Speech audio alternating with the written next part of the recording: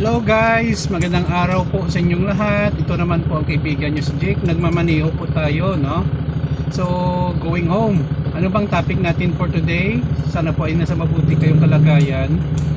Topic natin for today, learn to relax. Araw-araw guys, busy po tayo sa maraming bagay, especially sa paghahanap buhay, trabaho, or pagninegosyo, just to earn a living.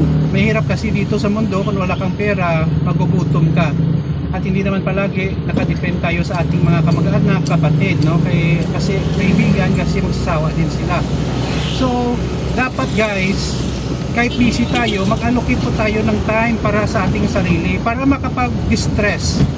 Okay? Kasi kung puro lang trabaho tayo, pagninegosyo, hindi natin pala alam.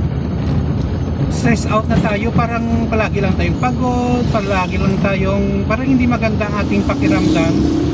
Hindi lahat ng bagay guys ay makukuha sa pag-inom ng gamot. Sa akin, may distressing is paglalakad, exercise. Yun po ang isang relaxation ko pagpunta ng mga mall.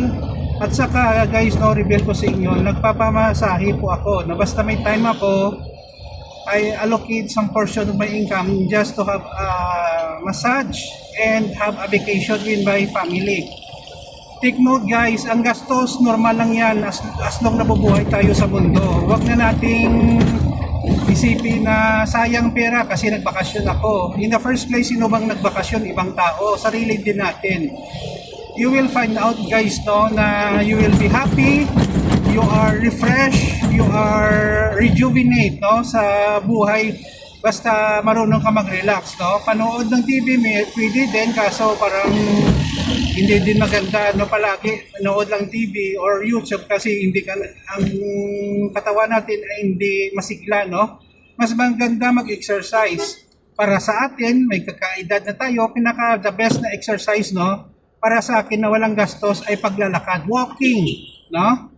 Ako, nag-walking ako, nag-weights ako, and then kumain tayo ng mabuti mga pagkain, no? Mga gulay, isda, rice pwede din, kaunti lang, kasi baka tataas ang ating blood sugar, no? Alagaan natin ang ating sarili kasi kung healthy tayo, we will enjoy life, no? Hindi naman kailangan natin na super yaman tayo. May extra lang tayo, learn to relax, no? Yun lang po guys, maraming salamat sa inyong panonood. Please follow me in my Facebook and YouTube channel. Ingat po tayo lagi. See you in the next video guys. Ito naman po ang kaibigan nyo si Jake. Paalam!